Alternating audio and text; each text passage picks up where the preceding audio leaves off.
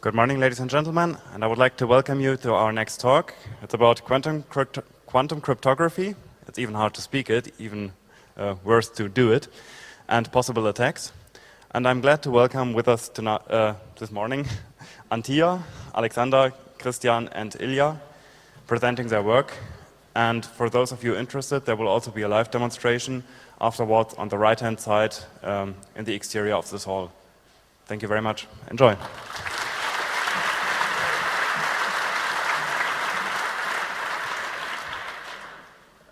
Okay, it works here now. Now, for us, this is a bit of an unusual situation, I should say, because first of all, we screwed up completely getting the computer to work in this particularly embarrassing in such a community.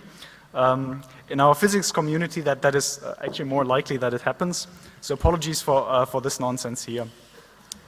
It's also a kind of a first for all of us to give the talk together. So these are the people who actually do all the work. So we hope it works out, but it's really a first time that we try that. This I guess would be the introductory remarks to the talk, where we actually want to present what is going on in the field of quantum cryptography or quantum key distribution. There was a talk on this topic a few years ago here in the Chaos Communication Congress. I guess it was 2003. So what you see now is a little bit of an update, and the PC is just about to work, okay? On that topic, and we just show you what is new in that field, what is quantum cryptography about, what is quantum key distribution about. People sell now devices and claim it's ultimately secure and all of that. So we want to look into how secure it really is, a little bit, how you could attack it, and how does such a system actually look like. And also the very special thing about this presentation is also that we have brought all the equipment from Singapore to Berlin. So there will be something like a hands-on quantum cryptography tomorrow in the afternoon at 4 o'clock, I think. So, and everybody's welcome to come by, have a look, have a chat with us, and to look how actually our implementation of quantum key distribution looks like. But first it's explained, and tomorrow we have a look. Okay, so while we are sorting out some minor electrical details here, maybe we just should really start with a quick overview. What is this quantum key distribution about? So that we will just talk about that for a short while. What can quantum cryptography do, or actually more precisely, what can quantum key distribution really do, and what can it not do? And what is the difference between these two things? Yes. The so-called BB84 protocol. So in our community, people always just throw around names of protocols. The name we throw around is BB84, ECAT 91, ping pong protocol, or whatever is there. And we just try to show you a little bit what this is about. Then hopefully we just say something about how we send these quanta from one side to the other side, because you eventually want to distribute a secret key and not just do an experiment in a lab.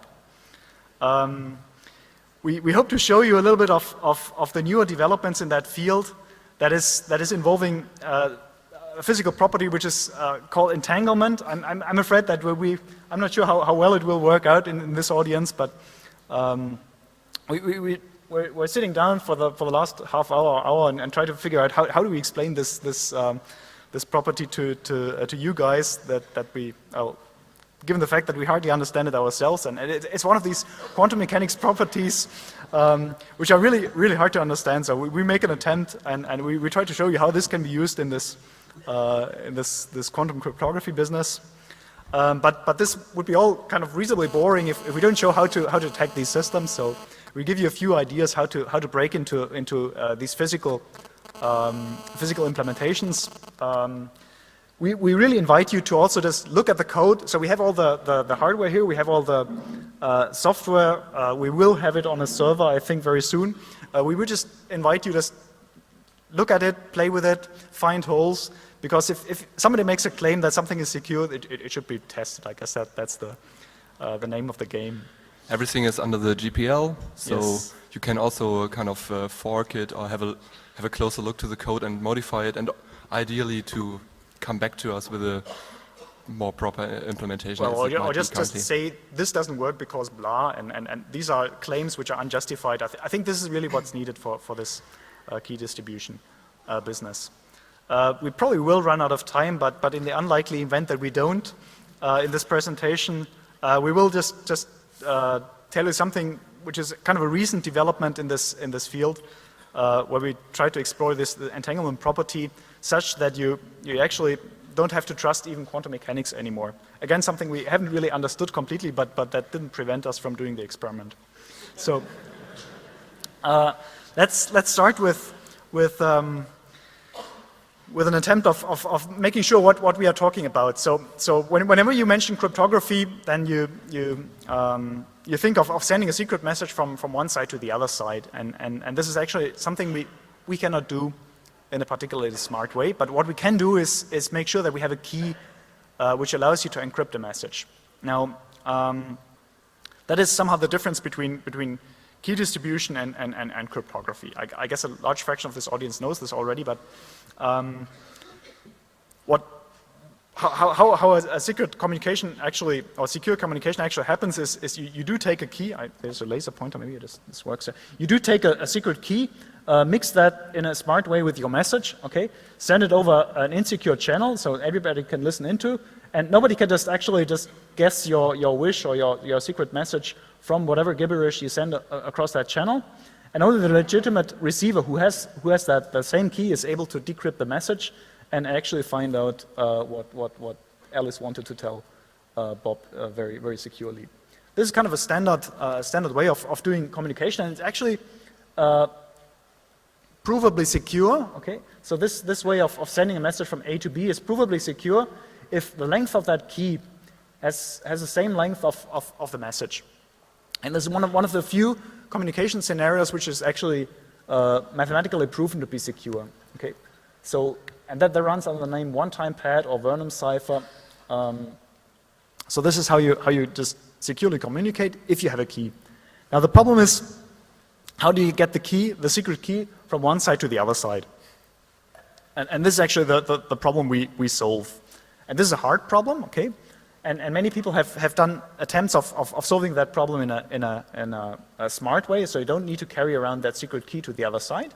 Because if you're able to carry a secret key from one side to the other side, you might as well just take your secret message to the other side. So this whole encryption scheme is not very helpful if you just need to carry the key of the same length of the message to the other side. There are smarter implementations where you just use a key and reuse that many times. So that is what these triple DES and AES and other communication methods or encryption methods actually do. So you use a short key to encrypt a long message. But that is not provably secure anymore. Now, what people actually do, so whenever you log into your website or SSH to some other place, is some sort of asymmetric encryption where you I should be careful here with Ilya, okay. Where you actually don't have to send a key from one side to the other side. Those schemes are pretty good, but they rely on their security, on the fact that you cannot, so there's a public key and a private key, and the sender takes a public key, encrypts the message, sends it over in the insecure channel, and the legitimate receiver decrypts it with a secret key, and gets a real message again. Now, that thing works because it's difficult to get from the public key the private key, okay? If that is possible, then you're in trouble, okay? So this is something I wanted to say with that slide here. So what is wrong with this technique? It works really nicely, everybody uses it. But the point is that, I mean, you probably recall, or maybe the older ones recall that when, I don't know, a few years ago, it was publicized that a 40-bit key takes so and so many ages of the universe to decrypt the message, okay? So it's secure forever. By now, I don't know, you guys probably know how long it takes to undo a 40-bit key. It probably takes a few hours or something like that. So there are many ways of breaking that key. One is using a dedicated hardware, so these Twinkle machines people suggested or probably built. Then you can never be sure that there's not a smart chap around who knows how to just invert that problem, because you just trust that is difficult. You can take a quantum computer. So in our field, people just claim that that you could just actually build a device which is able to undo that key generation, so get key 1 from key 2. We are not there yet, I have to say. So with that, you are on the safe side. But what is a problem is if you have a lot of time to decrypt a message. So if you want to just decrypt a message or guess the secret key of a message which was sent a few years ago, and you have a year time to break that, then you're in trouble. So all communication which you want to stay closed is not really secure at the moment. Okay. Or you need a longer key, and you can expect that the hardware gets better and better to eventually break that. So what you're left with is really send a secret key from A to B. Okay. So and what is a way to do that? We don't have smart ideas how to do it. We just take a trusted courier. Oh, this beeps. Okay. We take a trusted courier and send it from A to B. So this is a way to do it, and you just have to hope that you pay the courier more than your adversary. Okay. And also the key has to have the same length as the message you want to transfer to be maximally secure. Right. Or you just need to make sure that your eavesdropper doesn't get any information of that key. Another way of doing that is you build funky devices which just enclose it and which you can read out only once. Okay. So these tamper-safe devices, I was told at some point they're used in diplomatic or communication between embassies. So this is a gadget which you can read only out once, and then it somehow self-destructs or whatnot. You just need to make sure that you trust the agency. I mean, there's an agency selling you 2 devices with the same key, hopefully, and you can only read them out once. Okay, so that would be a way to do that. Both methods are somehow susceptible to eavesdropping. Yeah, there's this slide still around. What says what is a good key? Okay, you need to. Well, I mean, this is a stupid question because obviously a bad key is something you can easily generate. So the top version here is obviously not a very smart key. What I wanted to say is what is actually a good key? Okay, and this is again one of these things you get annoyed with, or I get annoyed with when my computer asks me. Choose a secure password. I just try to think about something, hack something in, and it says it's not good. Okay. So what is a good key? A good key is something you cannot guess, or where there's no systematic pattern in it. You want to really have it looking like random numbers, and that's why it's so difficult to memorize all these stupid keywords or passwords. There's a big problem mathematically, and that is that you cannot prove that something is a good key. Okay, so there's no mathematical method to tell something is a good key. Something may look like a good key, and there are all these tests of randomness. I think NIST sells that or does that, or many institutions you just go with your key material or some device which produces key material. They look at it and they say it's a good random number. But what they really say is we couldn't find any pattern in it. Okay, so if you get a key where you don't trust. Where you don't see any pattern, that does not necessarily mean it's a good key. Okay, and that is a point which will become later more important. That you have to be careful with the randomness you use to generate your key, and that is something actually where this quantum mechanics can help, or several implementations can help. Yeah, the next point is now I switch back to my being a physicist thing. How can you transport information from one side to the other side?